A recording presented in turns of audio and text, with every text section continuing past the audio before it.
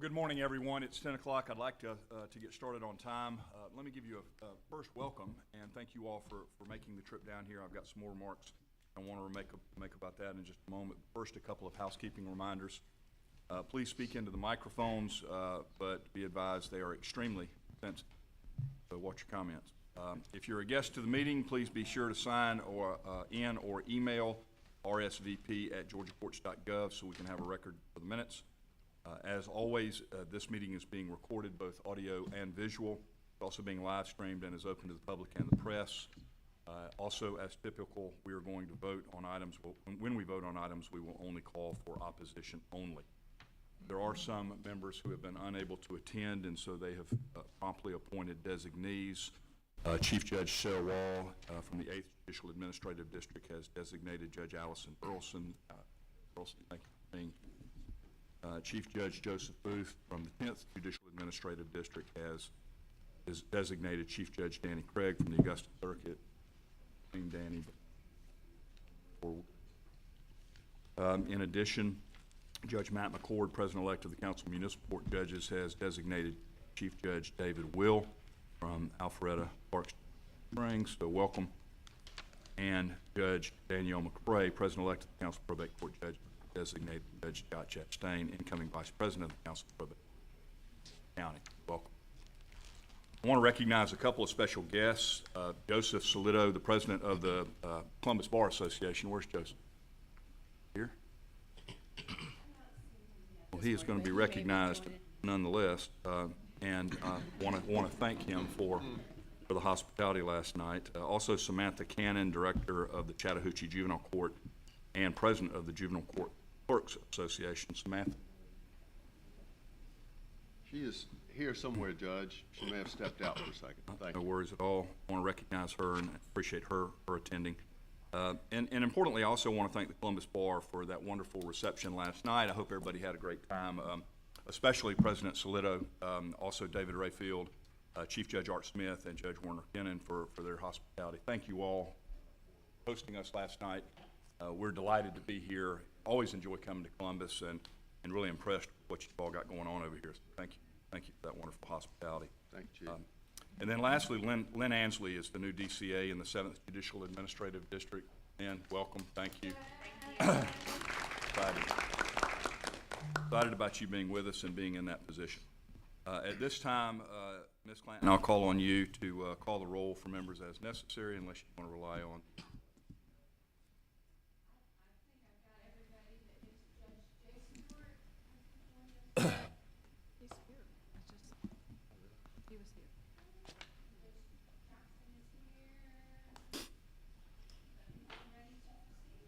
All right.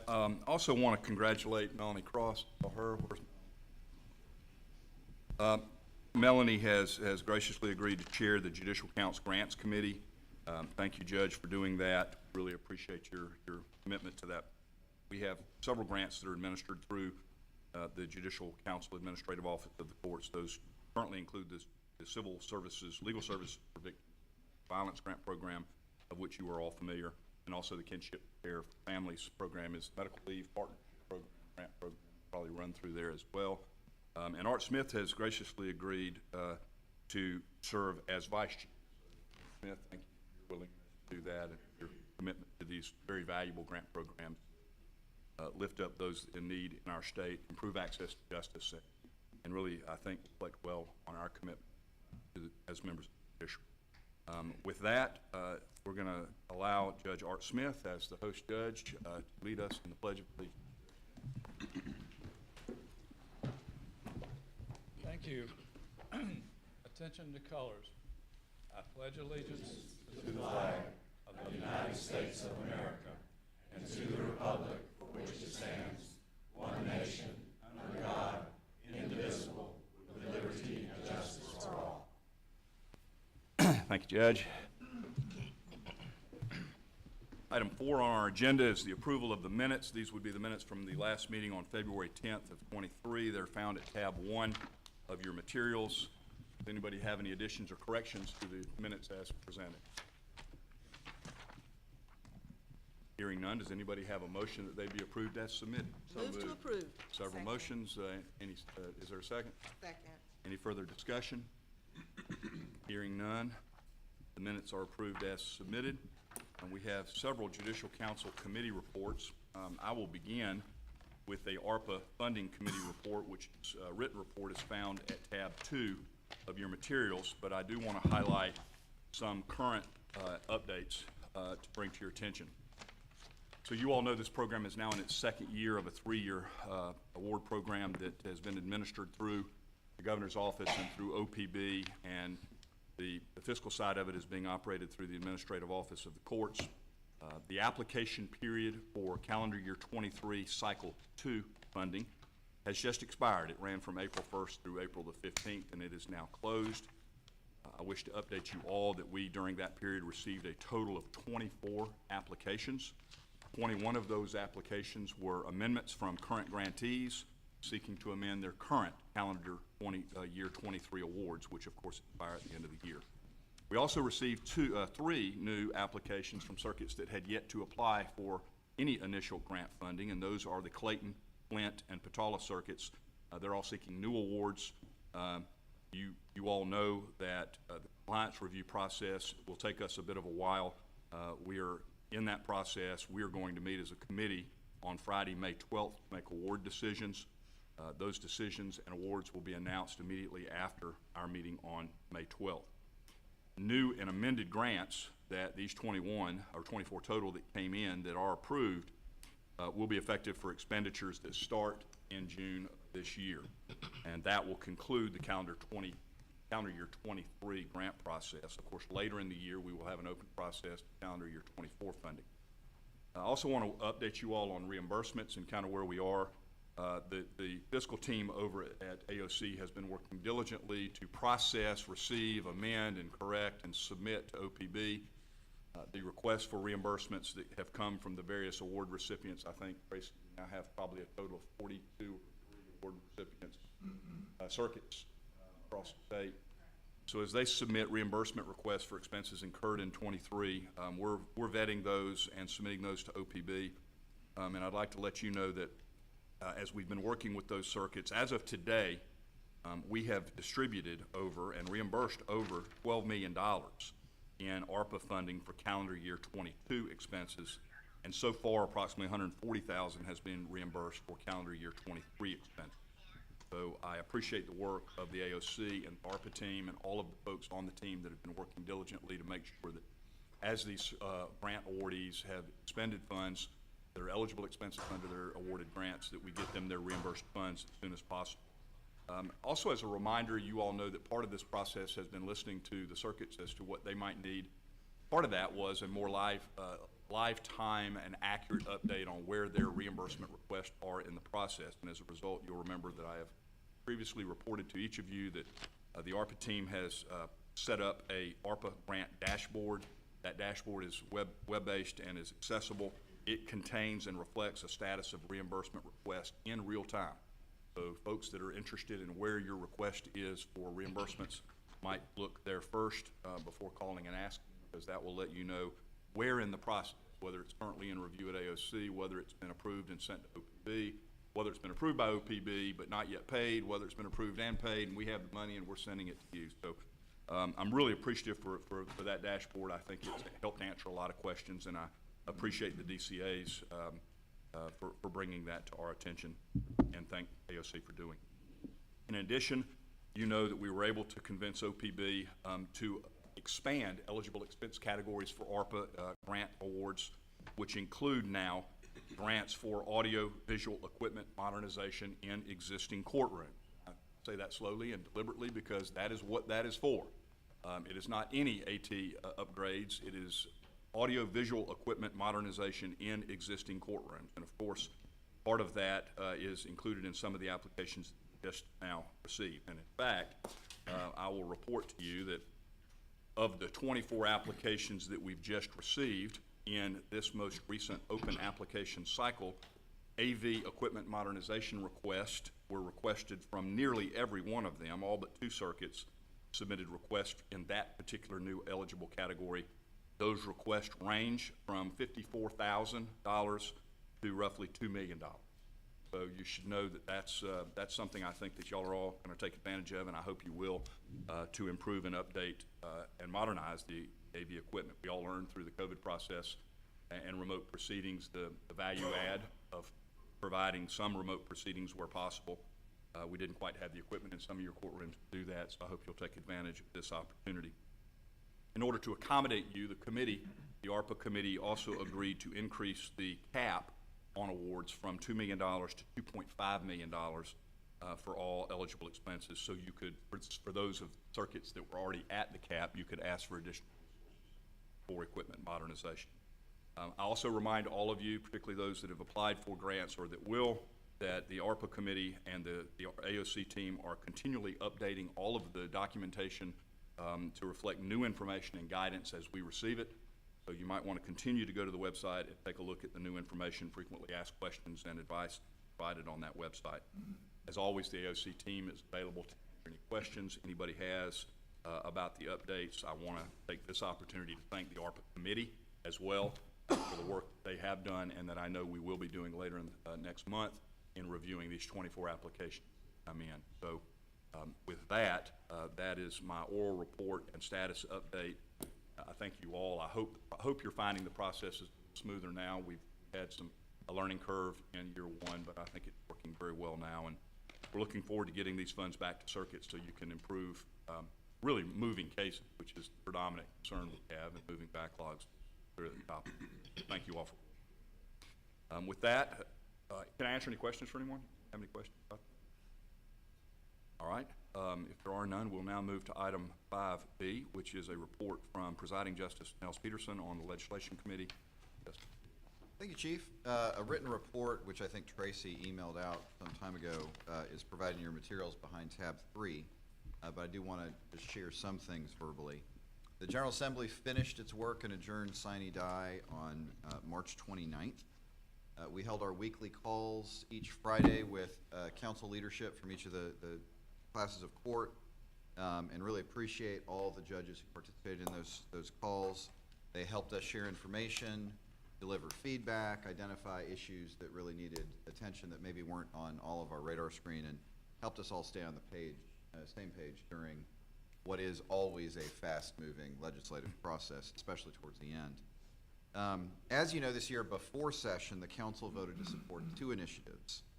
First, legislation to provide for technical and conforming amendment cleanup to the code as a result of last year's passage of HB 916, which was the Superior and State Court Appellate Practice Act.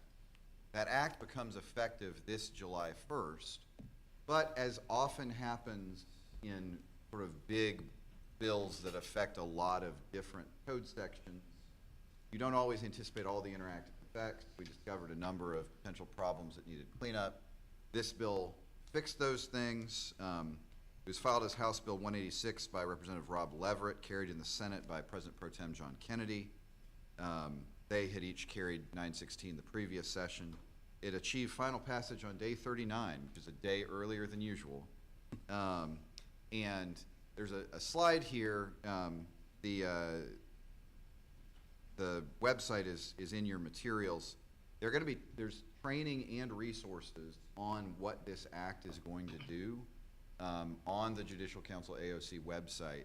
Really encourage y'all to look at that, to take advantage of it, because it is taking what has been a really complex series of different procedures for appealing things from lower courts to state superior court and streamlines it in a much simpler way, but a new way that is going to require us all to some getting used to. So I really do encourage you to look at that. Target completion date for all materials is May 1st. AOC staff will distribute information through the executive directors of each council. The second piece is legislation to amend OCGA 15-12-122 to increase the threshold permitting a 6-person jury in civil cases unique to state courts from $25,000 to $100,000. This was an initiative of the Council of State Court Judges with both Judicial Council and State Bar support. Thank you to President Sally Akins for the work that y'all did on that as well. This was filed as House Bill 543 by Representative Matt Reeves, and want to express our thanks to him. He really did a terrific job on behalf of Judicial Council and the state courts. Carried in the Senate by Senator Bill Cowsert. It achieved final passage just before midnight on day 40. It was the last bill passed with a $50,000 threshold instead of $100,000. We're looking forward to seeking the governor's signature on that piece of legislation. One thing this council always does each year before the legislative session is also votes to delegate to the legislation committee the authority during session to take whatever action is deemed necessary in a time-sensitive manner to determine to support or oppose legislation on behalf of the Judicial Council. We exercised that on one bill after its sponsors came to us and asked us to weigh in regarding the Criminal Data Exchange Board, which would attach that board to the AOC and better coordinates for purposes of data collection. That bill did pass. The council's top 3 ranked judgeship recommendations were created for terms effective January 1, 2024. House Bill 77 in the Doherty Judicial Circuit, House Bill 243 in the Coweta Judicial Circuit, and House Bill 66 in the Atlantic Judicial Circuit. Other bills we monitored throughout session included Senate Bill 63 and 100, public safety bills involving unsecured judicial release and bond requirements. Senate Bill 100 passed as part of Senate Bill 44. Late in session, they often get added to each other. Senate Bill 63 did not pass, but does remain live for next session. House Bill 126 is a bill that Gactel was working on with principally themselves, but also with PAC and some others. I see Robert Smith in the audience. He just winked at me. That was a bill designed to deal with some post-conviction appellate-related issues in response to various recent decisions from our court. It made it most of the way through, but did not make it in time for a final agree in the House. The current version is a Senate substitute, and that remains pending for next year. And then House Bill 520, the Behavioral Health Reform and Innovation Commission, remains in the Senate. As you know, this was year 1 of the 2-year biennium, which means all bills that were not affirmatively voted down do remain live for next year. We really appreciate all of our partners in the legislature. It's no secret that there are fewer lawyers in the legislature these days than there used to be. And the fewer lawyers there are, the more we rely on the ones that are there, and they all, at various points, came through in flying colors. And so if you see your legislator, please thank them on behalf of the judges of Georgia for the work that they have done. We start the process for next year's legislative cycle very soon. Look for information to be sent out by Tracy Mason, and a legislation committee meeting date will be announced very soon. We continue to ask everyone to share information and legislative initiatives through the committee, even if they seem to affect only one class of court, because often we each have different pieces of information that all fits together if you have it all together, but you don't know that it fits together until it's all been shared. And I just want to express my thanks to everyone who participated in that process this year. Y'all did a great job information sharing. We were all much better equipped to better represent the judiciary legislatively. And I just want to really thank Tracy and Cheryl for their terrific work on behalf of all of Georgia's judges.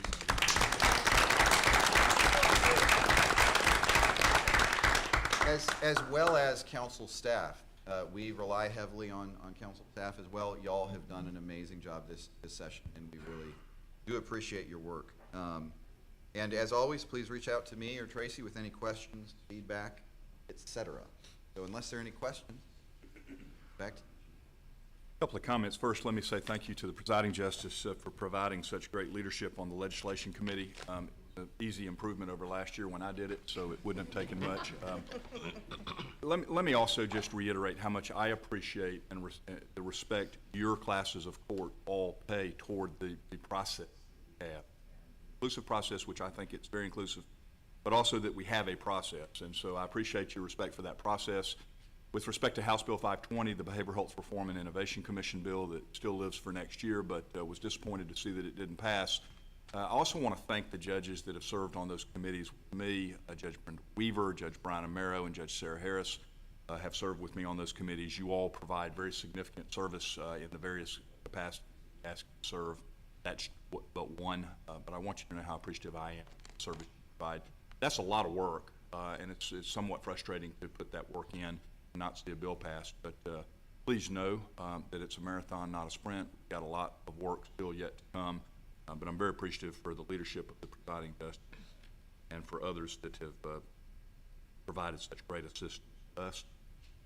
Also, Judge Craig, Danny Craig, where are you? Welcome, Judge Craig. Appreciate you traveling across the state to be with us. I did. Thank you so much.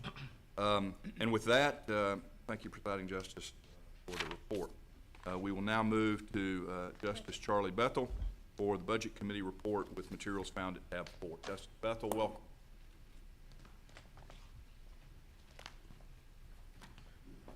Thank you, Chief. And I will echo the presiding justice comments about our team in the legislative process. It's a pleasure to work with them.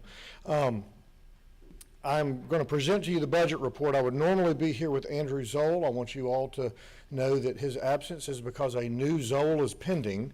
But you will be delighted to also know that I'm not flying blind because Peterson David is here. To the extent I mess up or need more accurate information than I have, I will be supported, and I appreciate our staff very much. Quick review of the budgeting process as it relates to the Judicial Council. The amended budget, the highlight there was really the one-time funding for our automated data collection project. We got some capital resources that are not a recurring expense secured in the amended budget. The rest of the news there is really pretty much ordinary truing up, and that is to say start dates different, and so we true up the dollars to make sure we're balanced at the end of the year. That is, of course, the only budget that's currently signed in Georgia. We are still waiting on the governor's signature on the big budget, the fiscal year 24 budget. So when I give you these numbers, they are still all subject to his line item veto pen, which we hope not to see, but just want to make sure that we're clear that we don't have anything just yet. As for that fiscal budget for 24, as it relates to the Judicial Council, the big news is we received one new policy coordinator position. This is adding strength to our team that serves all of the various committees of the Judicial Council. And so it's a position that we've been looking for, and are certainly gratified by the General Assembly providing that. We also, in the Council of Accountability Court Judges, received 3/4 of a person. Anybody who's a Andy Griffith fan might appreciate poor Horatio. Never but seen one. We expect to get full funding for that position in the new year. The grant that funds the position for statewide coordinator for medication-assisted treatment runs out mid-fiscal year, and so we asked for 3/4. The legislature funded that. We expect that funding to be full as it rolls into the following fiscal year.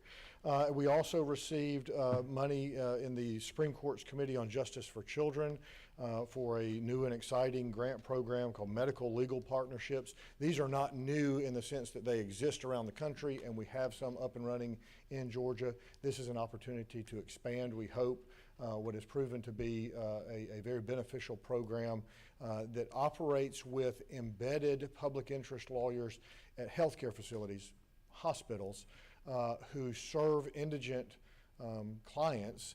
There's a whole list of things they can't do, but they help them retain benefits. They help them. It can be as simple as, I say simple, it's not always simple, but a child who's waiting on a transplant, if anybody's familiar with transplant protocols, has to be guaranteed a healthy home environment before they can move to the top of the list. So this may be as basic as finding an aunt or an uncle whose home qualifies and setting up a temporary guardianship for the rehabilitation or the convalescent period associated with the transplant. That's just one example. There's a host of examples of the work they do. We had sought more funds, but we were gratified to get the $200,000 that we have, and we look toward to demonstrating value. It's a significant savings to the state and to local governments when these programs work well. The Institute for Continuing Judicial Education got some money associated with truing up a position that was granted last year, but more importantly, you will note that they received full funding for the administrative expense associated with their state funds. And that's a big step for ICJE. That's something they've been seeking for many years. And then the last note is that we increased funds with the Judicial Qualifications Commission, which, because it doesn't really have much of a home, resides in our budget.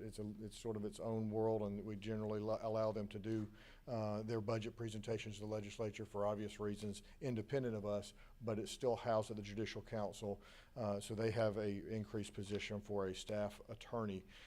That resulted in just less than $1 million in increase to the Judicial Council's budget, which is about 5% of our budget. Turning to what's next, because as soon as one legislative session and one budget ends, we're always talking about the next. You should have received notice that white papers related to the new fiscal year, that is the amended 24 budget and the fiscal 25 budget. We will be receiving them beginning May 1. Hope to have them all in by June 9th so that the committee can consider them at a July meeting. That puts us on a timeline for the committee to then report back to the full Judicial Council on the birthday of the greatest girl that ever lived, August 18th, my bride's birthday. I will happily take her to dinner that night after presenting a budget to y'all that morning.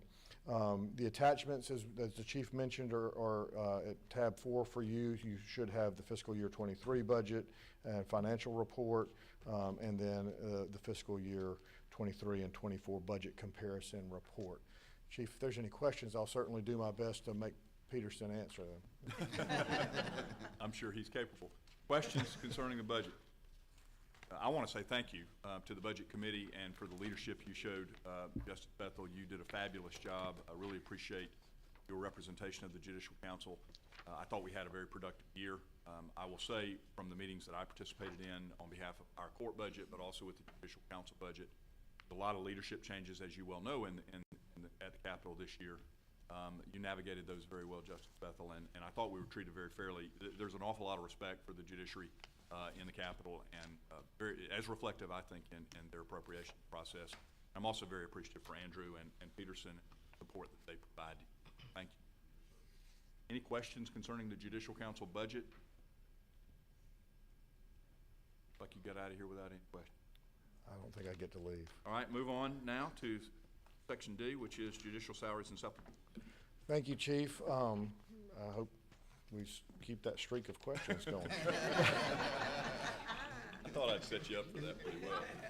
So a quick catch up on where we are with the work of the committee. You will hope all recall that the committee actually was a product of the previous Chief Justice. Chief Justice Namias created the committee to really update, first and foremost, update a legislative report that was dated in 2016, update that data, and then explore whether there might not be a proposal or an idea or more that the Judicial Council might be able to support in terms of presenting to the legislature related to judicial compensation.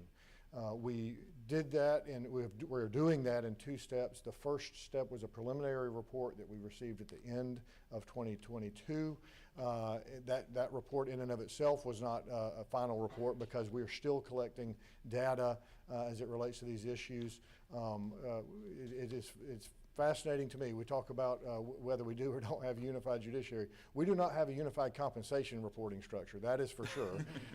And so we continue to make sure that we're giving the best data and that the final report of our committee will be as accurate as we can be in terms of the data we present. And we will probably end up identifying some places where we are not confident that the data is 100% comprehensive. We think everything we're going to give you is going to be accurate, and it's going to be pretty comprehensive, but I think, I'm not even sure every judge in Georgia knows exactly how they're compensated, so that's an issue for us all to study. But in any event, The committee itself meets in full a week from today, on Friday, and our next steps are to receive and digest what you have received, not in your packet, not at a tab, but electronically. And Tracy actually may have a couple of copies present if anybody needs a hard copy of a survey of the Superior Court judges of Georgia related to their perception of compensation. I think everybody cares about and is interested in how judges well, how everyone's compensated.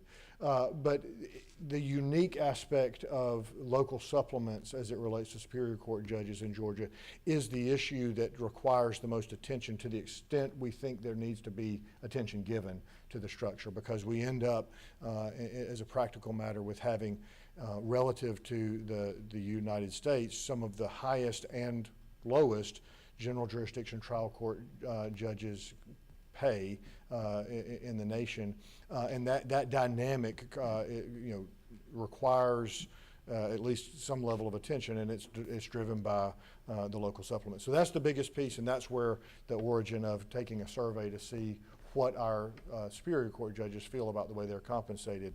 The committee itself will take that and digest it. The other piece that is on our agenda for a week from today is an effort to surface proposals. I know that we will have at least one that the committee will discuss with an eye towards, is this the sort of proposal that more effort would be justified? I think we'll recall from previous reports, and certainly from the order that created the committee, that Justice Namias had indicated that a supermajority of support from the Superior Court judges would be required to present to the Judicial Council for consideration of any proposal.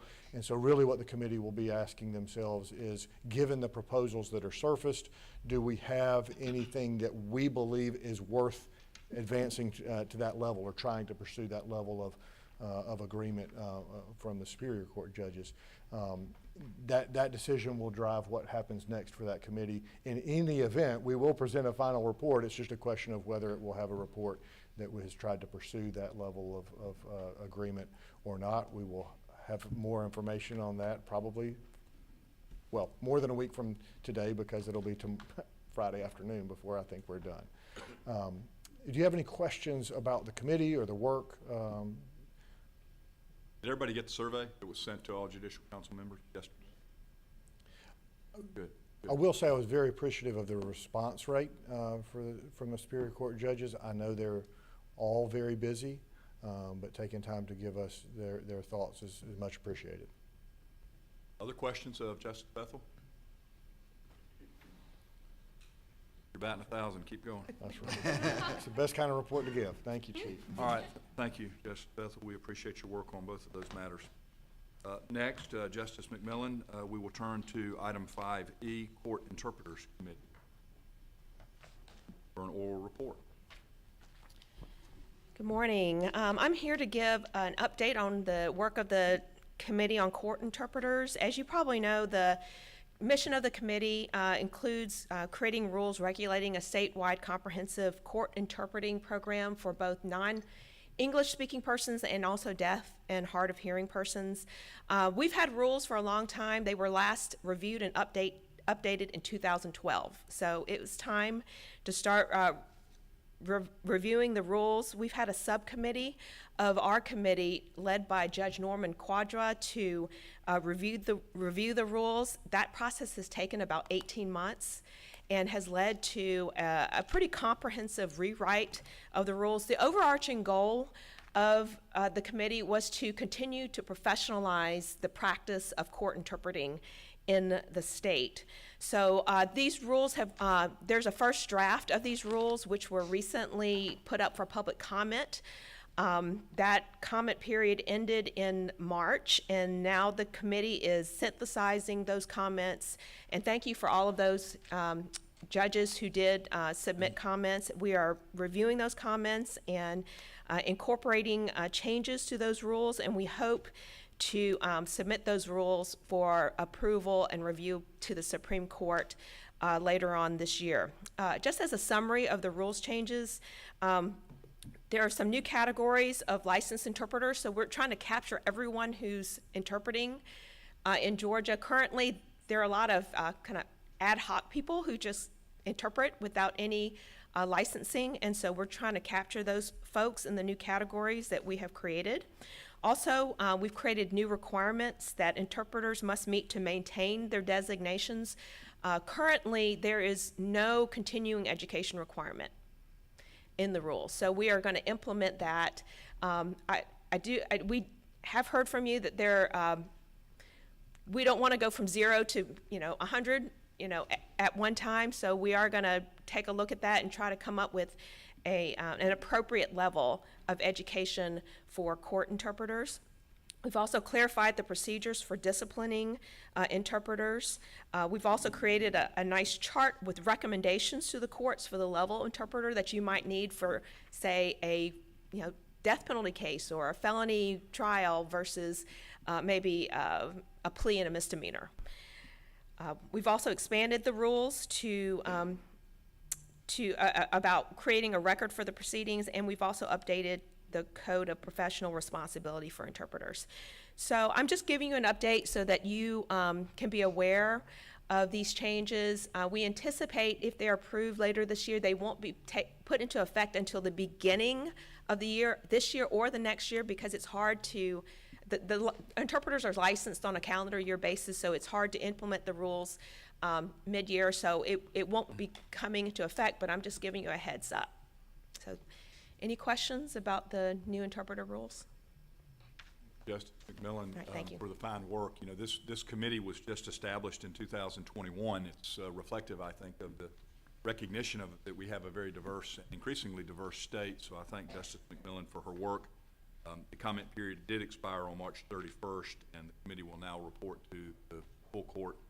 Full court, I hope, expeditiously will take some action to move forward with adopting. Thank you. With that, Justice LaGrua is here to report on the judicial COVID-19 task. And that likewise is a full report. Justice LaGrua, welcome. Thank you. Thank you, Chief. The COVID task force has essentially finished up its work and submitted a final draft of the pandemic bench book to the Supreme Court. It is in final review and prettying up, for lack of a better word. I think the edits are in. We expect to have it ready for final approval at the August meeting. The committee has wrapped up, as I said. I would like to make 2 points as I finish, and then, because I have the next report too, Chief, if I could segue. I think there's a good segue. I want to thank Cheryl Coronis in particular and the entire AOC staff for their support of the COVID task force work. It has been a labor of love for a number of years, but I also want to thank the committee. The entire committee is the best committee I have ever worked with during my career as a lawyer. Everybody worked together to get the job done. There weren't any egos, there weren't any fights about agendas. So I just want to thank everybody and thank you, Chief Justice, for letting me continue and finish that work as you took over. If I could, if there are no questions, Chief, would you like me to segue into the next? Yeah, but first let me simply say this. The work of that COVID task force was incredible. Your work and your support, the entire judicial branch support of that work, made us not only a thought leader, but I think we were thought drivers. And ultimately what you all did was impactful. It helped improve access to court, helped make sure that constitutional rights were continually protected. But I just want you to know, on behalf of myself and all of the judges in the state, how appreciative we are for the work of that committee. It was thrust upon us, right, and it was not something that we were prepared for. And so I just want you to know how appreciative we all are. So thank you. Thank you so much. Anybody have any questions of? All right, now we'll move to subsection G, which is the judicial security. Chief, first I want to thank you for your faith and confidence in giving me the Judicial Security Task Force. The Chief Justice recently created the Judicial Council Standing Committee on Judicial Security, whose mission is identifying and taking steps necessary to protect the safety and security of Georgia's judiciary, both inside and outside the courthouse. I am thrilled to have as co-chair Chief Judge Brian Rickman of the Court of Appeals with me. We had our first meeting this week on Tuesday of both the main committee and the advisory committee, we will be working forward. This is not essentially a courthouse security group, though there may be incidental issues that affect courthouse security. But this is really identifying two major issues to start, and I think those will expand as we move forward. The first one is going to be taking a statewide survey of judges to see what the concerns are throughout the state. Obviously, there are different concerns in rural, urban, and suburban communities. One of the obvious things we discussed this week is in your smaller communities, judges go to the grocery store and everybody knows who they are. That, I guess, can be good or bad. If you're a judge in Atlanta like I am, I can usually go to the store with pretty decent anonymity and nobody knows who I am.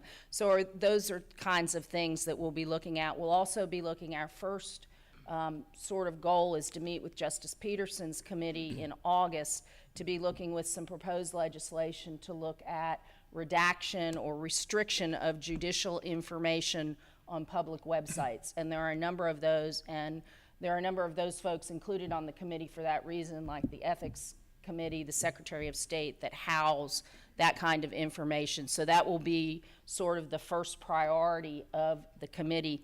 The second priority is going to be looking at gaps in situational awareness for judges and the best things we can do. We plan to start, you may be surprised to know, and I had not thought about it, that we have no security training in Georgia for judges. At least we never have had at the Superior Court level that I'm aware of in the last 12 years, or at any other level that I've been aware of. I think juvenile court indicated, Judge Wood indicated they had had a little bit, but we will be looking at some judicial security awareness training as well. Please, we're going to be looking at other states. I think Texas, Illinois, and some other states have already started working on this. As the chief noted on Tuesday, we can again be the leader as we go through this and lead instead of follow, but we'll be looking for other things that have worked and haven't worked.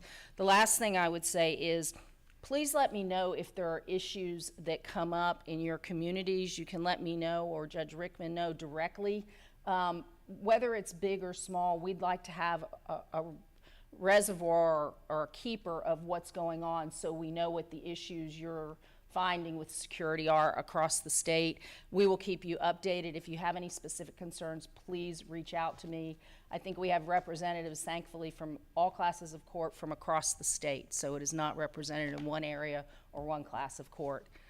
Chief, did I miss anything? I don't think so, but I do want to thank you and Chief Judge Rickman for taking this on. You know, as I stated in the order that I drafted, we all agree, and I think that an independent judiciary is crucial to the rule of law. But an element, really, of judicial independence is ensuring the safety of judges. Justice Roberts, in his report to Congress, highlighted this issue. It's an issue that has been taken up by multiple states that have we're not wed to any particular outcome or necessarily any particular methodology, but I want you all to know that this committee is going to be very open-minded. They have a unique skill set of membership that they can leverage that are members of this committee.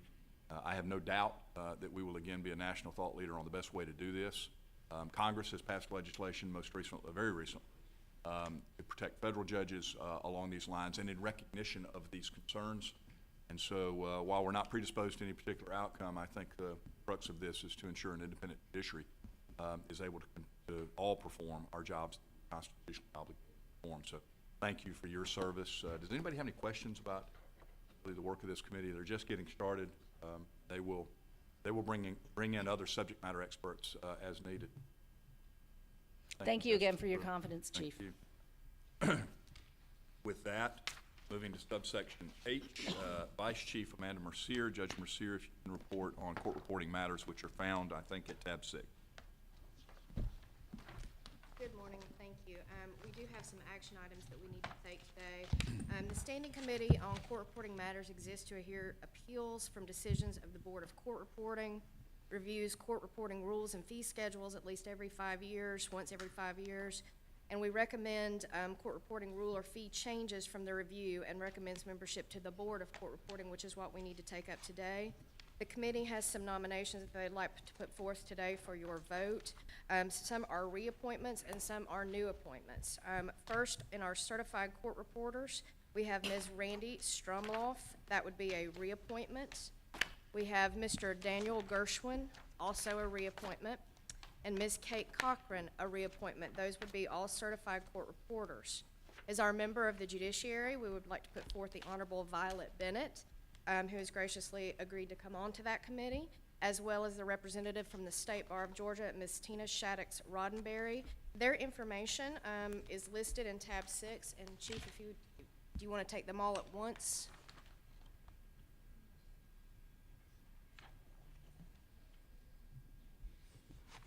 All right. Yes, I'd like to take them all at once. All right. We don't need a motion, but we do need a second. If you're moving that those all be approved, I do. I move that they be approved. is there a second? Second. Multiple second. Motion and a second that those nominees to the certified court reporters and members of judiciary and representative from the state bar be approved. Is there any discussion? Is there any objection? All approved. Any in opposition? Hearing none, they're approved unanimously. Is there anything else, Judge? Other than we will be meeting very soon to start working on the next legislative session for 2024. Appreciate your service, and thanks to these members for agreeing to serve. Judge Bennett, well, thank you for your agreement.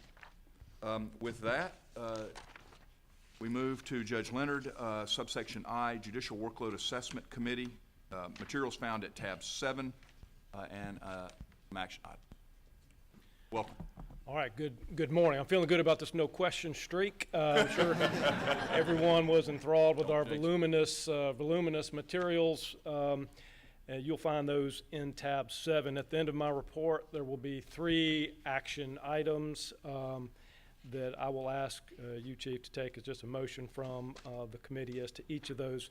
Number 1, you will see the abandoned motor vehicles definition that came at the request of our magistrates, and basically the backstory on that is those cases were being counted all sorts of different ways because previously there wasn't a definition. Some clerks were counting them as ordinances, some were counting them as civil cases, some were counting them as traffic cases because the Abandoned Motor Vehicle Act is found in Title 40. So that's what it is. But Chapter 11, Title 40, that's the act. It is civil in nature, so it is appropriate to count those as civil cases. And so that definition is there in the materials. We'll be asking you to approve the update to the Georgia Guide to Statistical Reporting to include that definition. We want to take votes on those as we go through them. Might be quicker to do it that way. That'd be fine. So item number 1 is clarifying that abandoned motor vehicle cases are to be placed under the civil section as a new type case for the magistrate court case count process. Comes as a motion. Is there a second that be approved? Second. Second. Discussion. Is there any opposition? It is approved without opposition. Okay. Judge. All right. Next are going to be policy changes to our process, and so you will see that there was an update to the policy. So it's in your materials twice. You want to be looking at the one I think is in the first portion of your materials and be disregarding the other one. You'll be looking for the date stamp that says 4/19 in the top right. That's the most recent updated policy. It's sort of lengthy. I won't go through the whole thing unless you all have specific questions about it, but I'll highlight some of the important changes. Number 1, we will be reporting out now to the 100th decimal instead of the 10th. So instead of getting a 1.2, you might get a 1.25 next time, something like that. So there may be a little more separation between these circuits that you find that do qualify for new judgeships. Secondly, on the circuits that have for a period of years had adjustments in their caseload that's caused them to be on that list that we report that says, that the caseload has dropped here. It previously was a 0.9. We're proposing to reduce that down to a 0.80, thought being that if you're supposed to be at a 1.0 and a 1.2 qualifies you for a new judge, the same margin the other direction is fair to get on that list. I will tell you, we invited all the circuits that were previously on that list to come to the committee and explain, and I was satisfied with all of the reports given by the chief judges that appeared and explained what was going on in their respective circuits. So we appreciate all them coming. But that list will be proposing to change from 0.9 to 0.80. Additionally, you'll see that all the circuits get a 3-year qualification. So once they're approved, they don't need to come back to the Judicial Council year after year. They get a 3-year approval after they come out of committee to the Judicial Council. That is in there, that remains in there, but there's also a section in paragraph 5. We wanted to make it clear there was a request last time following the last approval of new judgeships to allow for circuits to request for their circuit to receive updated numbers if they're on that list. You can't request another circuit's numbers be updated, but to request their circuit's numbers be updated. However, you will be stuck with the results of that and the newest data. If you've requested us to rerun those numbers, you will be stuck with those numbers. So that includes also if you drop down below a .120, that you would no longer be qualified for a judgeship despite your 3-year qualification that you were giving. So, but there is a method to request some updated numbers. Additionally, in a minute, I'll be presenting on the new report from the National Center for State Courts that followed our time and motion study that was done last March, and then all of the Delphi groups and quality adjustments to come out with the new case weighting model. So we'll be discussing that just a little bit more in a second. But I wanted the Judicial Council to have the ability to compare apples to apples. So you got these circuits that are still on the list right now utilizing the old methodology. If we approve the new methodology in a minute, I prepared staff to go ahead and be ready to re-rank everybody's numbers utilizing the same methodology. I don't think it's fair for those folks that are on that list to be using an old set of data. So you all will get updated numbers for all of the circuits that are on the list and all the ones that request and qualify this next time up. So apples to apples was the goal of that particular policy adjustment. Additionally, the subcommittee that I appointed to go back and review the policy for previous things that were missing out of the document, that has all been completed, and every bit of language that has been previously approved by this body is in this updated policy, including we don't recommend less than 2 judges in a circuit, and all the judges everywhere get notified when they have a circuit boundary request coming in. So that's the high-level view of the policy changes. If there are any specific questions, I'll be glad to answer those. If you want to point me to a page and paragraph when you ask your question. Thank you, Judge. Let me make sure everyone's clear. So essentially have 4 items that we're voting on, but the first was classifying abandoned motor vehicle cases under the civil section as a new case. You've all adopted that. That also includes, and I'll ask for you all to include in that original motion, the adoption of corresponding updates to the magistrate court section of the Georgia Court Guide to Statistical Reporting. That will be found right behind the abandoned motor vehicle section amendments that were on page 20 of the 4/19/23 date stamp materials behind tab 7. So everybody's okay with that. We're updating both the abandoned motor vehicle cases under the civil section and the date court guide reporting. We now move on to the amendments to the Judicial Council policy on superior court judgeships and circuit boundary studies in your materials. Judge Leonard has outlined the committee's recommendations concerning that, or questions concerning the recommendation. While you're thinking about questions, I'll tell you that part of this response to the really valid concern that has been raised through the years, but also raised last year during the JWAC presentation, where we were ranking judgeships based on study done months previous. That static data, that is, you get a 3-year carryover if you're approved for a judgeship, but that data is static in the year 2 and in year 3. If you want to update these data, you're able to do that now under this new policy. If you do that, whatever that new number is going to be your new number. I'm not going to let you pick and choose. And that's the recommendation from the committee that has been amended very recently. We've seen those amendments. Entertain any questions. I'm sure that we're happy to answer any questions you have concerning that. If there are no questions, it comes in the form of a motion. The committee will second those amendments to the policy. Is there a Second. second motion? Any further discussion? None. Is there any objection by any members of the council on adopting the amendments to the council policy on Superior Court judgeship circuit. Hearing none, they're adopted unanimously. And the last motion that comes from the committee is accepting the 2022 Time and Motion Study Report prepared by NCSC. Is that correct? That is correct. That is also in the materials. It's in the last bit of your materials. If you skip past the original version of the policy that you got, you'll see the National Center report. It begins at about page 55 of those original materials. Again, sorry for the link, but that's where it is.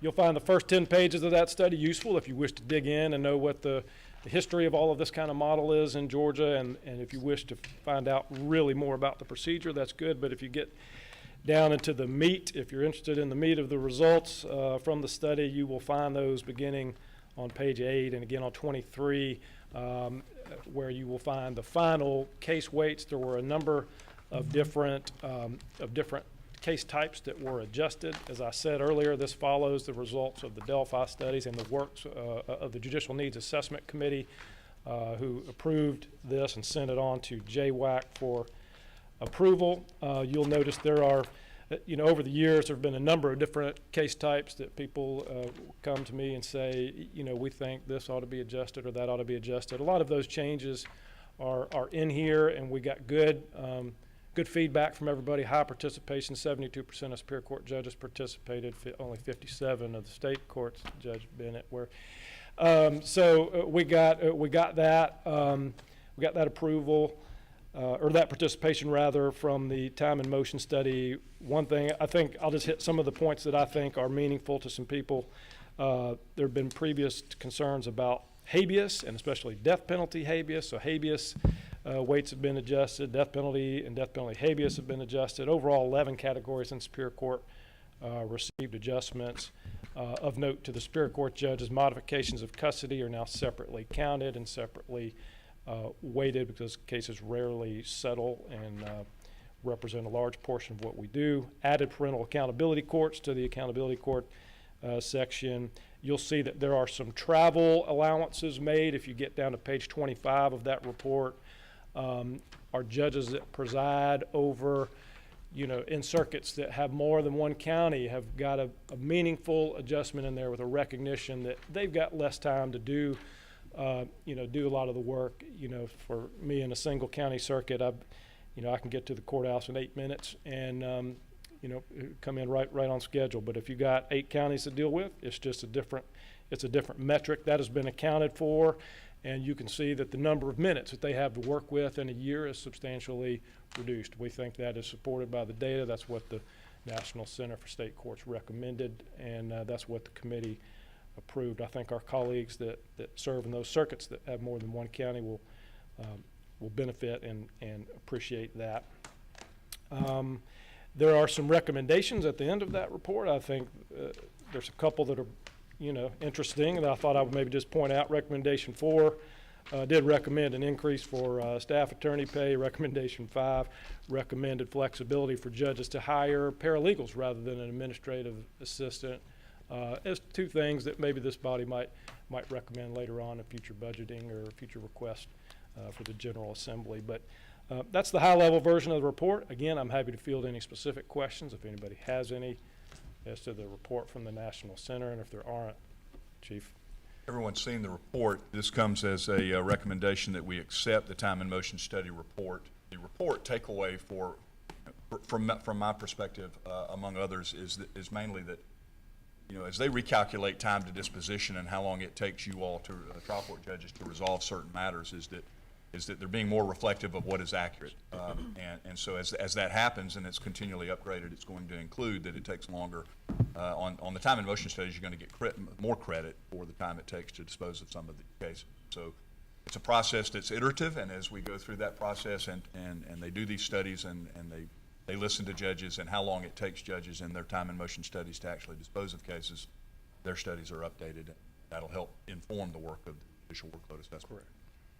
Are there any questions concerning the acceptance of this report? It comes as a motion. Is there a second that we accept this time and motion study report prepared by NCSC? Second. Is there any discussion? Is there any opposition? Hearing none, it is unanimously accepted. Judge, thank you for your work. That concludes my report. Thank you. Thank you. With that, we're going to move to item J, which is a report from Judge Kelly on the Technology Committee with materials found, I believe, at tab 8. Good morning. I'm a accountability court judge in 3 counties. I have a saying that all my participants have to learn is planning ahead should be done in advance.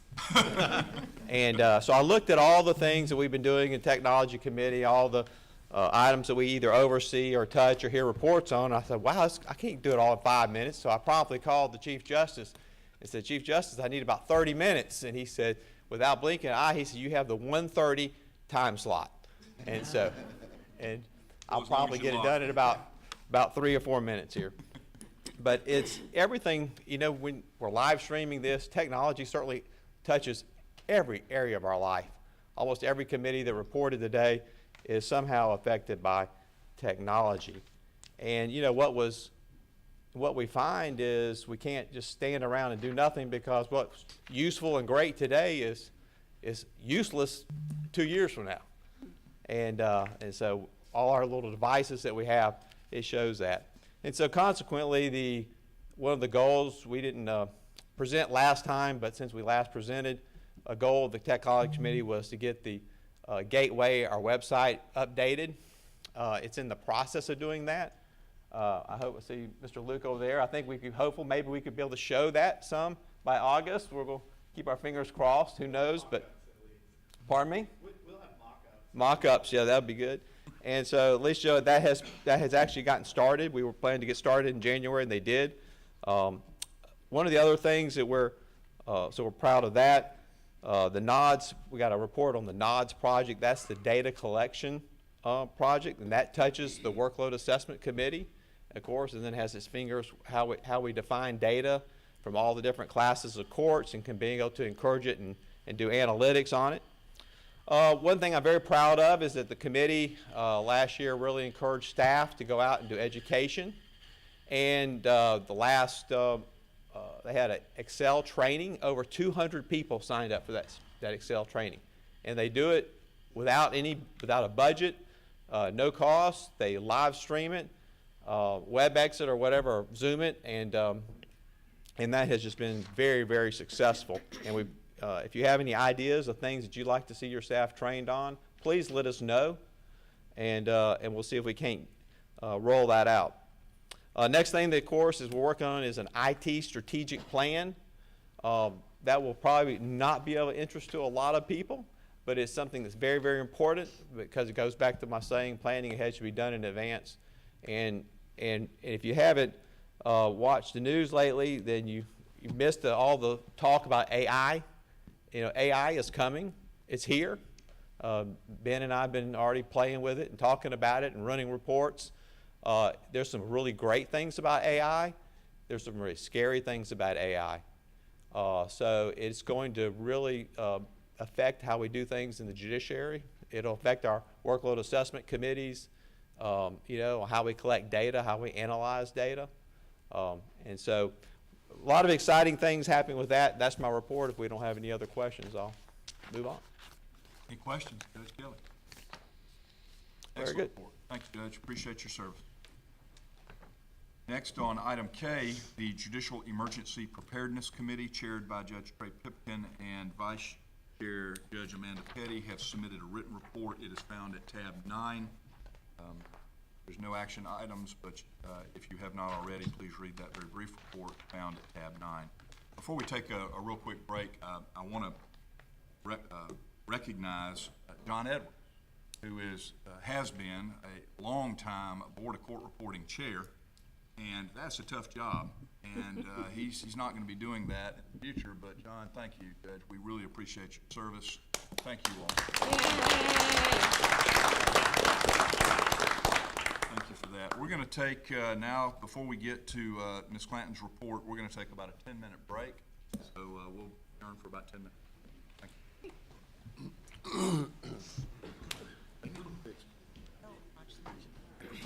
I'm told this one.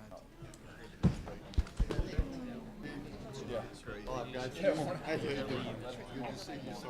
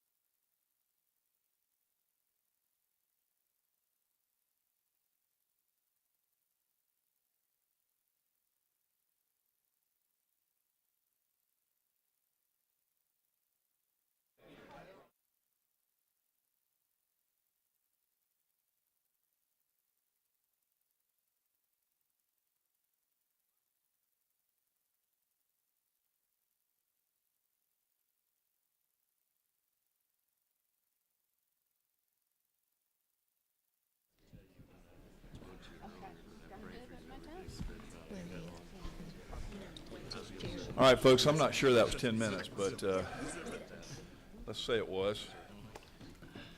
And work our way back into the agenda. So at this time, we're going to hear a report from Ms. Clanton from the Judicial Council AOC. Materials at tab 10. Cynthia. Thank Floor you. is yours. Justices, judges, and judicial branch leaders and friends. Chief Justice Boggs presented the State of the Judiciary to the Georgia General Assembly on March 8th and spoke about the status of grant funds used by the trial courts to address the backlog of serious violent felony cases. The chief shared innovative solutions employed by you, the judges of our state, to improve the administration of justice and ongoing initiatives upholding the rule of law in Georgia. A video of the Chief Justice's excellent speech is archived on the Supreme Court's website.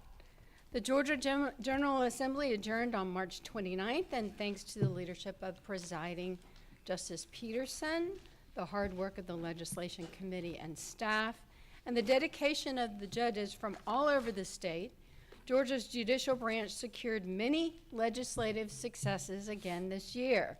Since the end of the session, our team has been busy drafting bill summaries to reflect, as passed, versions of our annual enacted legislation report, and it's going to be available after the governor's signing deadline, which is this year on May 8th, coming up on Monday.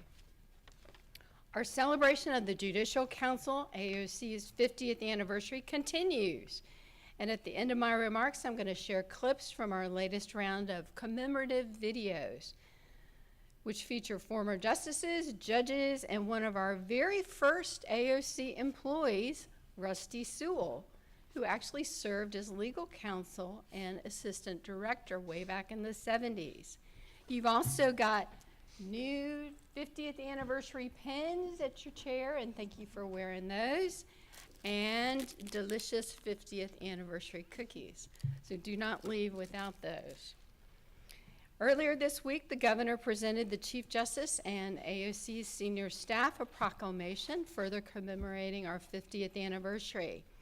And as further celebration of our 50th anniversary on Saturday, September 23rd, we look forward to rolling up our sleeves, putting on our hard hats and some blue jeans maybe, and helping at Habitat Humanity build in the Cobb County area.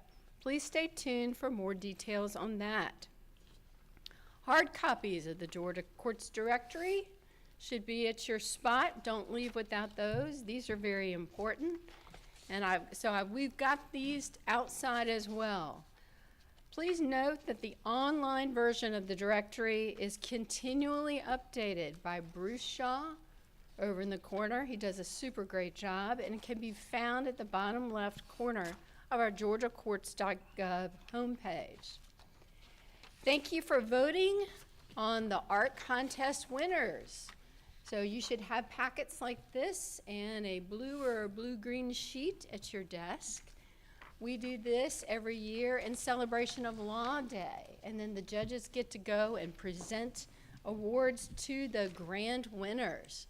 So please vote today and leave those with us. And I want to make sure that GCCA knows that we really appreciate their sponsorship of the awards this year. Sally Aiken's Signature Professionalism CLE was hosted by the Chief Justice's Commission on Professionalism and featured many judges, including Chief Justice Boggs, former Chief Justice Melton, Justice McMillan, Justice Colvin, Justice Penson, Judge Pipkin, Judge McClellan, Chief Judge Amero, Judge McBurney, Judge Williford, and Senior Judge Adams. The Judicial Council AOC was also a supporting sponsor of this year's Bar, Media, and the Judiciary Conference. In February, we celebrated Black History Month with wonderful collages representing every class of court, which were well received by the judges and the public alike. All of those collages can be found on our social media accounts and on our website. In March, we celebrated Women's History Month with similar collages. Former Chief Justice Robert Benton was recently lauded for his trailblazing career, unflappability, and kind demeanor to a standing room only crowd at the Nathan Deal Judicial Center during a portrait unveiling in the courtroom of the Supreme Court of Georgia. And part of our Judicial Council strategic plan is to enhance the professional and ethical image of the judiciary through community engagement. And of course, judges throughout Georgia do this every day, including hosting school groups or visiting schools. And we love getting pictures from such events. Pictured here are Juvenile Court Judge Talia Nurse at the Eastside Elementary in Douglasville and Chief Magistrate Brandon Bryson with his daughter's kindergarten class in Cartersville. And that is such a great picture. Our court observation program continues, and we thank Judge Amanda Petty for hosting staffers who recently observed proceedings in the Superior Court in both Greene and Putnam counties. And we thank Jason Thompson for hosting staffers at the Fayette County State Court. We are so grateful to the many judges who have given their time over the years to speak at our all AOC staff meetings. In February, we loved hearing from Magistrate, Probate, and Municipal Court Judge Sean Rhodes. He is a triple rober. And in March, we were lucky to hear from Superior Court Judge Connie Williford from Macon. Now, as I traditionally do, I want to welcome the newest members of our judicial branch family. We have the nephew of Tracy Mason, little Eddie, and he is modeling the brand new 50th anniversary edition of the baby bib and a Braves cap, of course. What a fan early on. And this just came in this week. Judge Chastain, who's joining us today, this is his first grandson, Kahutta, pictured here in 2019. And here is little Kahutta today. I love this picture.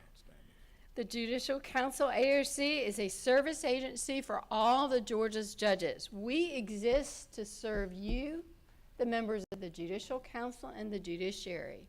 Please call on me if there is anything that we can do to help and support your work in the future. And with that, and a little help of technology, we're going to show the video.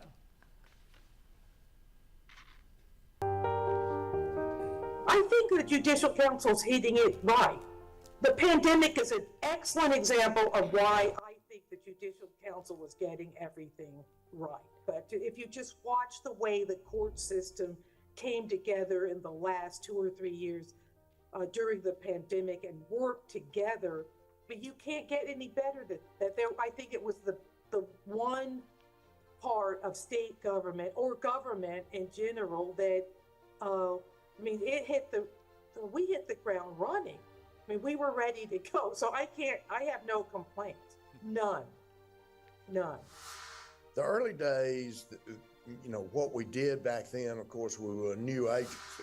We didn't have any money, but it didn't bother us. We had a very small state, appropriation.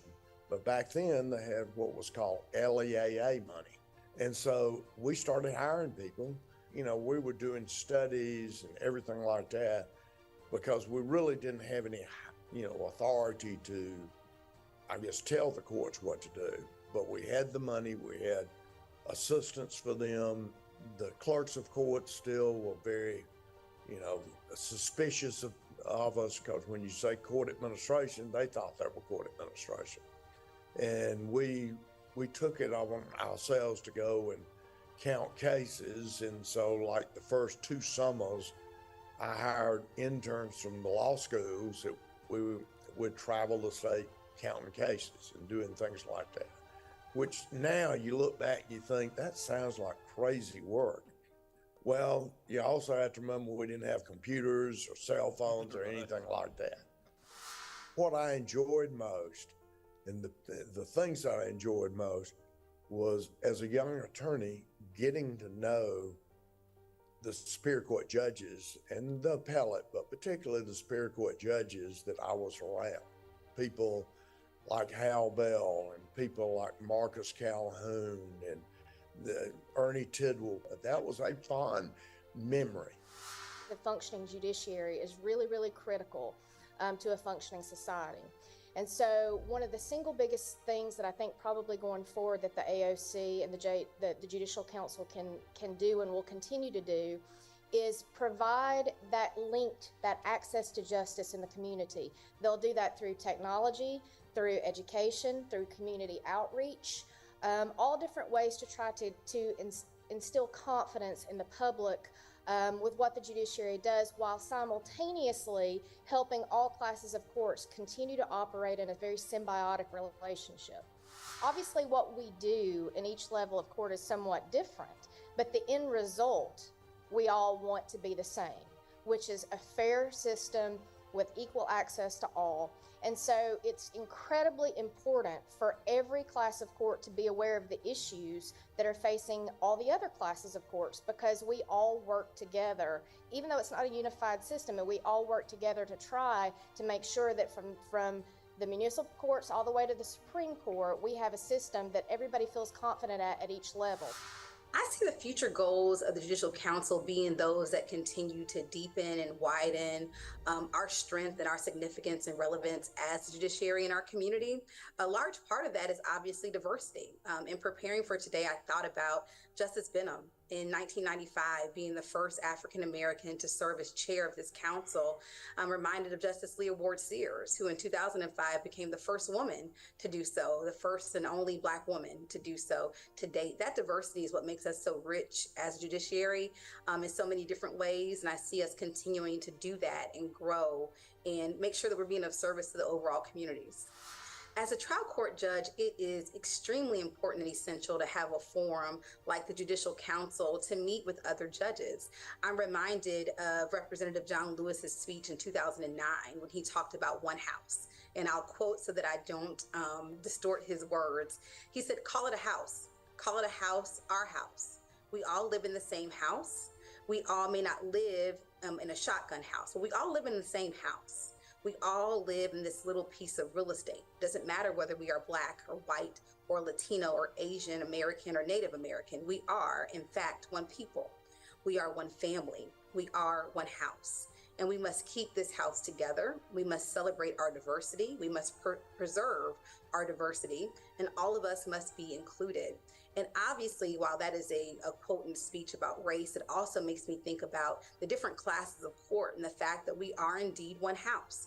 To me, the Judicial Council represents that one house, and it gives us an opportunity, even though we may be in different rooms or on different floors, to collaborate, to celebrate, and take advantage of our commonalities and use that to strengthen us as we problem solve and figure out better ways to serve.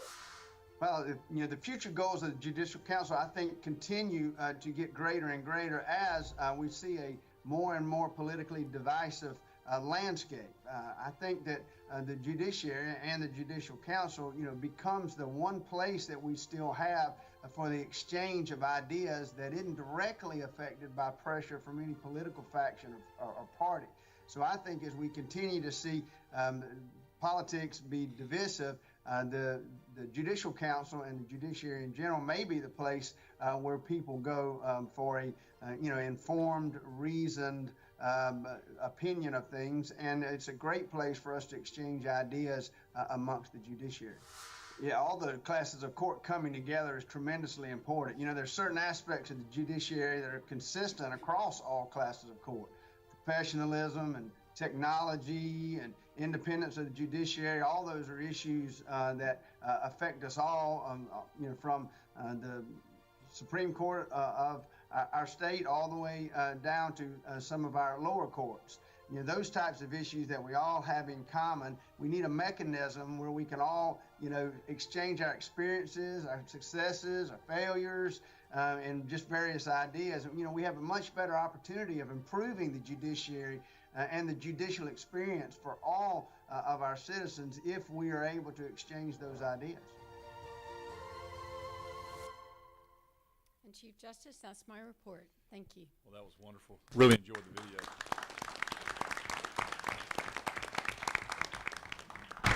Well, thank you for all of the judges, current and past, that participated, and for Rusty Sewell's participation. Can you imagine Rusty coming to South Georgia with a pen and paper and counting cases. I just really appreciate that. It was well done, and appreciate everyone's participation, and really appreciate what the AOC provides to the courts.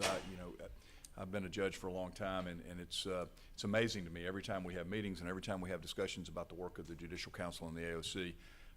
I learn again another aspect of service that they provide to our courts that I had not been familiar with. So thank you, Cynthia, for all you and your team do. With that, we're going to move on to reports from courts, councils, and the State Bar. We start with the Supreme Court report. My report is found, written report is found behind tab 11. I believe that's right. And I stand on my written report. With that, move to Chief Judge Brian Rickman for the report from the Court of Appeals. Judge Rickman. Just one thing. In the 117-year history of our court, there have been 32 chief judges. Only 4 of those have been women. And at the end of June, Vice Chief Amanda Mercier will become only the 5th woman to serve as the chief judge of our court.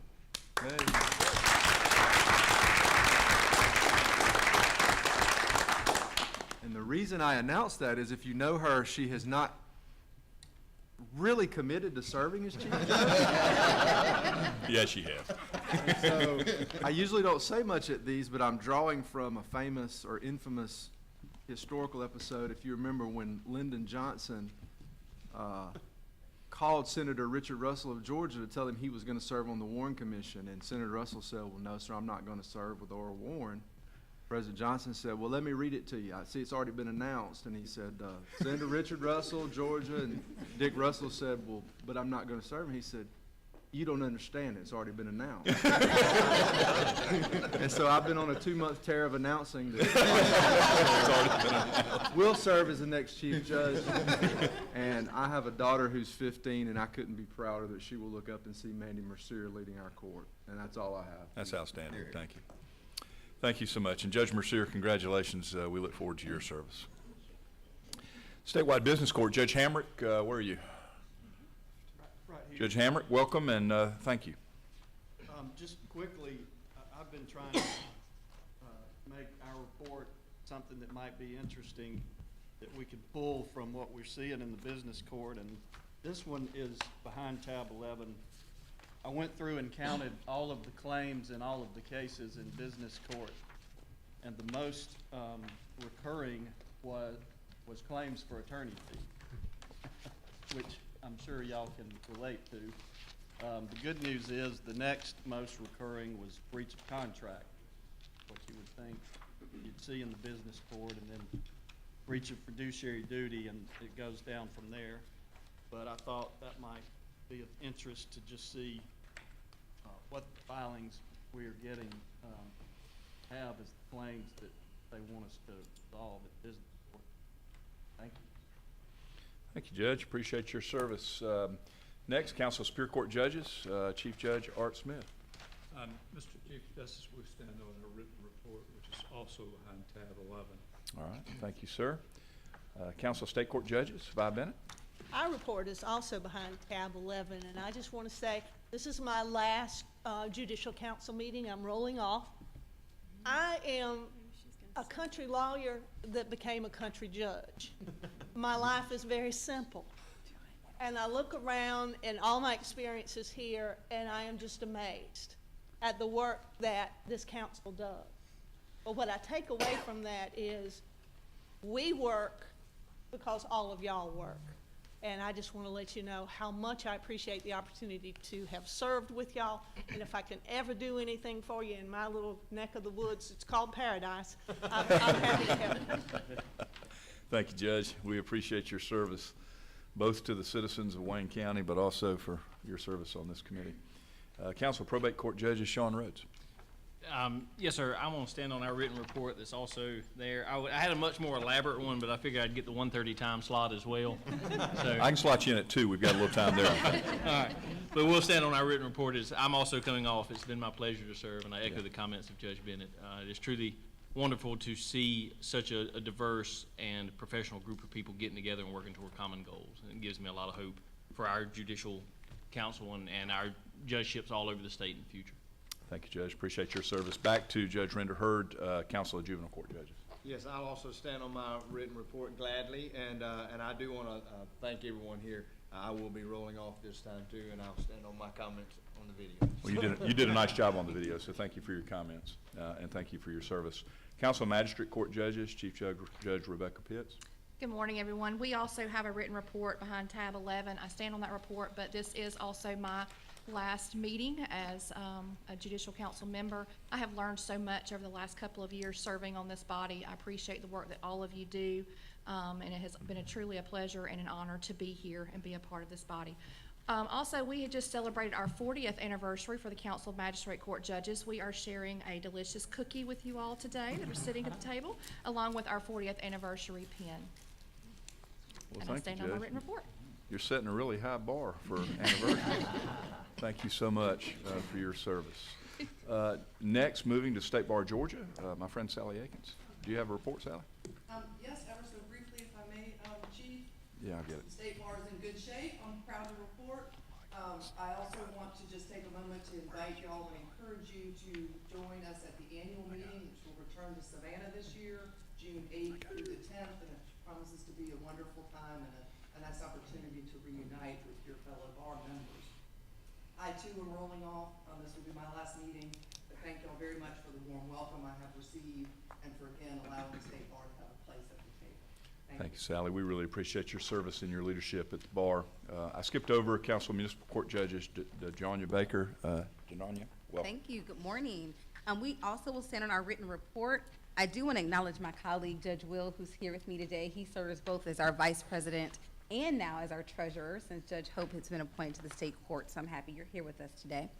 I would be remiss if I also did not acknowledge our liaison, LaShawn Murphy. Her birthday is tomorrow, and so if she is live streaming from wherever she is celebrating her birthday, we want to tell her happy birthday.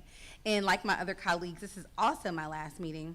And I am just so grateful to have served on this council. It's just phenomenal. I'm grateful to have been in the room and at the table. I leave as a much better informed and prepared jurist as a result of each of you. I'm also extremely grateful for the leadership of Cynthia and Tracy and Cheryl. You've just been a joy to work with. I've learned so much from your examples of leadership, and I'm grateful for all of your support. So thank you so much. Well, thank you, Judge, and we also appreciate your comments and participation in the video. Thank you for your support.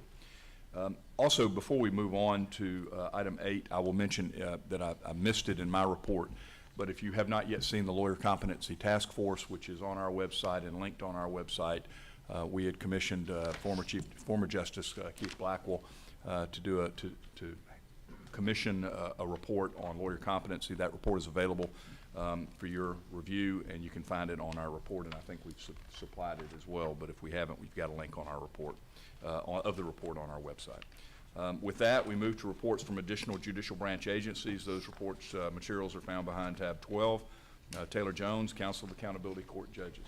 Taylor, do you have a report? Good morning, Mr. Chief Justice and members of the Judicial Council. Can you hear me from here? Okay. Two quick things. We will stand on our written report, but the first thing that I did want to highlight is our funding committee is meeting on Monday and Tuesday next week to review 171 accountability court applications. Live, you will be receiving your award from our friends at CJCC by the end of May. And then another quick important announcement is that if you intend to start a new accountability court for fiscal year 25, you'll need to complete our notice of intent to apply process, which is going to open on June the 26th and close on July the 28th. And that will be my report, Mr. Chief Justice. Thank you. Thank you, Taylor. I appreciate that. Next, moving to the Georgia Commission on Dispute Resolution, Tracy Johnson.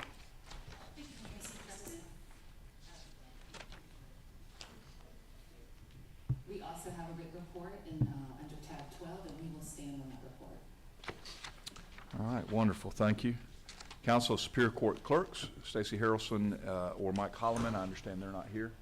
They're not here. Okay, fine. Next, Chief Justice's Commission on Professionalism. Carlise, thank you. Carlise Greer is here. Good morning. I'll just stand on our written report. Thank you. Let me say that Carlise and the Commission presented the annual Benham Awards this year and did a fabulous job, and it was fitting honor for our former colleague, Justice Robert Benham, who we all admire and respect. And thank you for your service, Carlos, and for your recognition of him and your continuing promotion of professionalism among the members of the bar. Next, Georgia Council on Court Administrators, Lynn Ansley. Good morning. GCCA just had its spring conference in Callaway Gardens. It was an exceptional conference, and I would like to acknowledge our conference co-chairs. It was our education and conference co-chairs, GMBR's executive director, Tracy Johnson, and the AFC's Christy Pope. Without the two of them and their leadership, we would not have had such an exceptional conference. And as always, I thank y'all for your support. Well, thank you so much, and welcome again, Lynn. Thank you. ICJE, Institute of Continuing Judicial Education. You have a written report from Lynn Moore Nelson. Is there a presentation? She's watching on live stream, so we're welcome. Next, the Judicial Qualifications Commission has submitted a written report and links to their calendar year 22 annual report that they provide to our court every year, which was just provided, I think, last week. And so that will constitute their report. Next, moving to old business. Is there any old business? I do know we have some new business. Is there some new business? We've got some new business. I believe Chief Judge David Will, aren't you having a new grandchild soon? Is that correct? Just had one. Thank you. Ah, A little girl. I have a genuine 50th anniversary bib for you. Only slightly used. I'll be giving it to you in a minute. And now we recognize outgoing members. All right, well, let's do that. Mr. Chief Justice, I have some new business, please. We have some more new business. If you'll come up, Tish, just stand. We'll get to it. Hang on a minute. Justice LaGrua and Judge Dear Jackson, you have a presentation? We do, if we could, Your Honor, Chief Justice. We had talked, we have a presentation. I know this is a little unusual. We have a presentation from the judicial section of the State Bar to present here this morning. I'd like to turn it over to Judge Dear Jackson to make the presentation. Good morning, everyone. Good morning. Good morning, Judge, and welcome. In my numerous things to do, I'm also the chair of the judicial section, and I stand in that capacity to you today. If you all remember, back in 2016, there was a movie. It was a drama and a comedy based on three powerful women. The movie was Hidden Figures. For those that don't know, it was a movie about three brilliant African-American women at NASA, Katherine Johnson, Dorothy Vaughan, and Mary Jackson, who served as the brains behind one of the greatest operations in history, the launch of astronaut John Glenn into orbit, a stunning achievement that restored the nation's confidence, turned around the space race, and galvanized the world. The definition of a hidden figure is one, someone who works on everything behind the scenes, not being the face, but the figure or the master plan, but probably the creator and the director of the master plan. The real person who's moving the agenda, doing things low-key to keep everything flowing. It is a person with grit that has courage, is conscientious, has long-term goals, shows resilience, portrays excellence rather than perfection. A hidden figure understands the power of team, the power of advocacy, the legacy of possibility, and the epitome of humility. A hidden figure is one that usually is less known by name or face, but has a strong imprint. They are the glue that holds everything together. They make it easy for people out front. They make sure the face or the faces are always shining in a positive light. In other words, you may be the face or the head of something, but they are the brains, the ears, and the eyes. This year's award, or last year's award from June of 2022, goes to Hidden Figures of the Judiciary. It is not a person, but they are people. People who get up every day with one goal in mind, and that is to make the judiciary look good and shine bright. The award goes to a group of people that literally administrate justice. They work long and hard hours, many times without any public acknowledgement. They, throughout the pandemic and for countless years, including 50, have supported the judiciary in every possible way. They survived a pandemic that is never ending, a cyber attack, significant budget cuts, and even furloughs that are still ever resilient. If everyone that is a staff member of the AOC would please stand, and Director Clanton, if you would please come forward.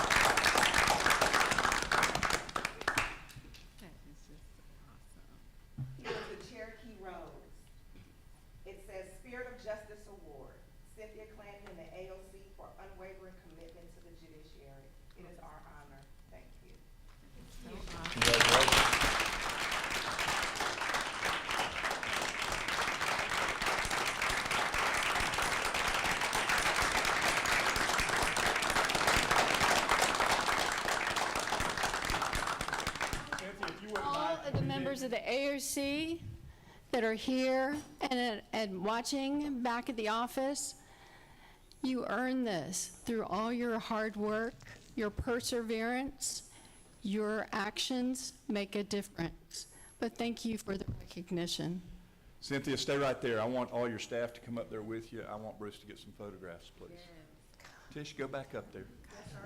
You're not done yet. Right there in the middle. There you go. Stand right in the middle.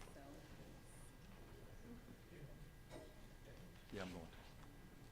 He's going to show me how to operate his camera. Okay, 1, 2, 3, smile. Y'all stay there. Bruce, you get up there. Give me the camera.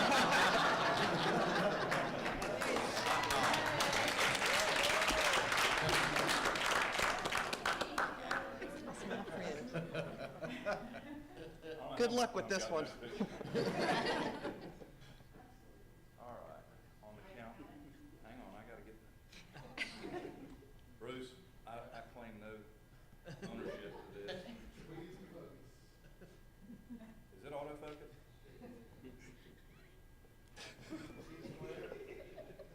Yeah, I see the square.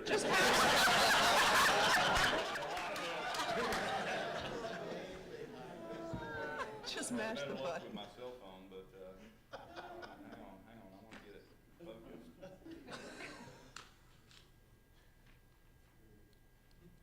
All right, excellent.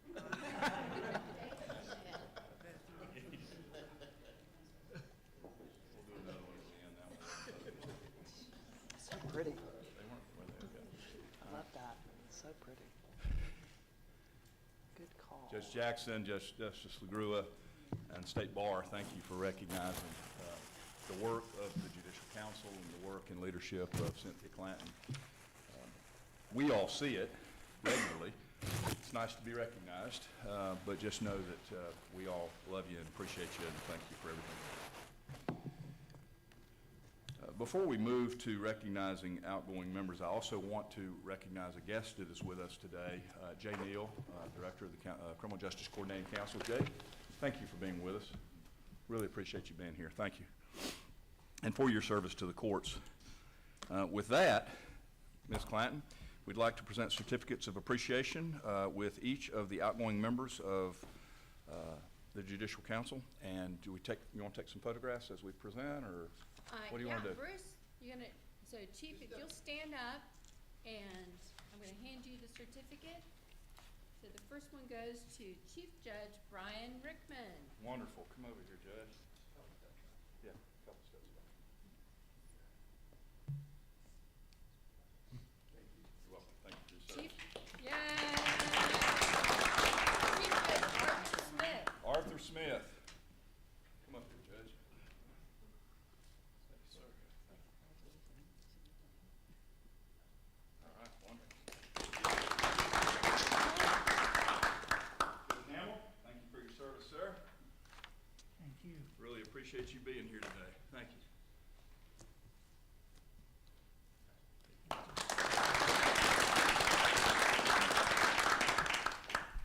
Our favorite singing judge, Judge Oh, don't encourage her, don't encourage her. I haven't heard the others sing. I didn't know that she's your favorite.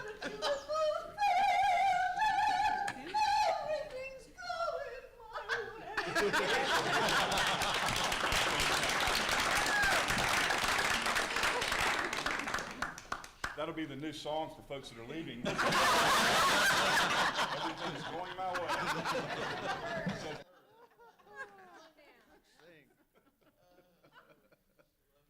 I think Judge Hurd needs to sing something for us.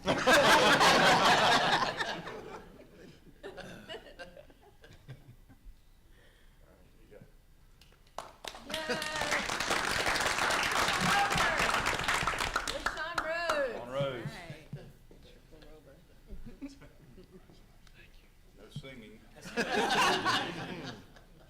Oh, yeah, thank you. All right, excellent, thank you.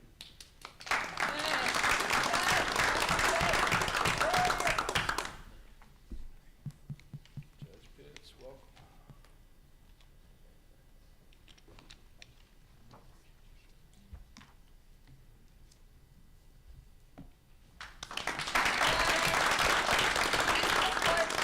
Jadanya Baker. Jadanya. Woo! Hey. Whose mother is watching online. Yeah, where's your mom? He just made a short joke. You wanted me to get on?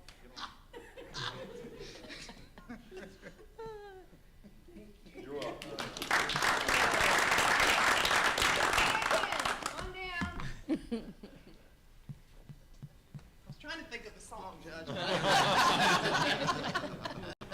I think we passed. Come on, son.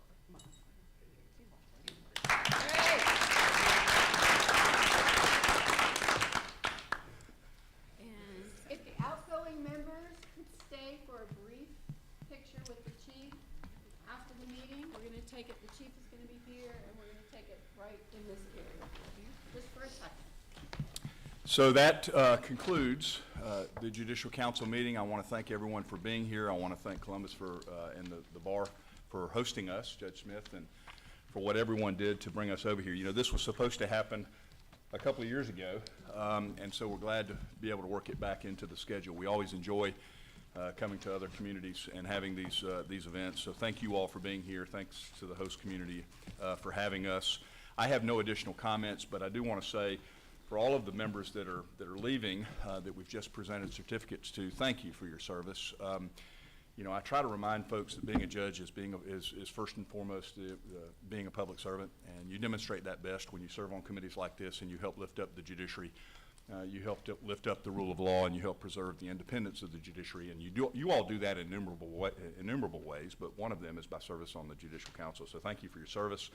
And with that, I think we have a lunch afterwards, is that correct? We do, it's right next door, so if you go out these doors and then make a right, you should be able to smell a delicious lunch with dessert too. I was gonna say, we got Yay. dessert apparently, so, do we need to go over the future meetings? Any of that information? Yes. So the next Judicial Council meeting, general session, will be on Friday, August the 18th in Atlanta from 10 to 12:30. This is an in-person meeting. There will not be a Zoom option for members. It will, of course, be live streamed for non-members who choose to watch. That will be the first meeting of the new fiscal year. We're going to have a number of new members beginning their terms and service on the council, so we look forward to seeing you all in Atlanta in August. The next meeting after that, venue is TBA. We're not sure exactly where we're going to have that, either in our building or at the Sloppy Floyd. And then for calendar year 23 meeting calendar, the general session will be a meeting on Friday, December 8th, and that'll be a Zoom meeting. Is that correct? That is. All right, we will be in touch with future developments. Thank you all for your service. The meeting is adjourned. You can do the gavel. He runs a good meeting. How about that? Chief. Said be right behind him.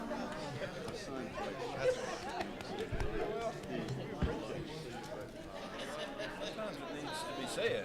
We all feel it, but sometimes it needs to be said. I know, but you still like to. Clear off the table. That is, it's a long time coming.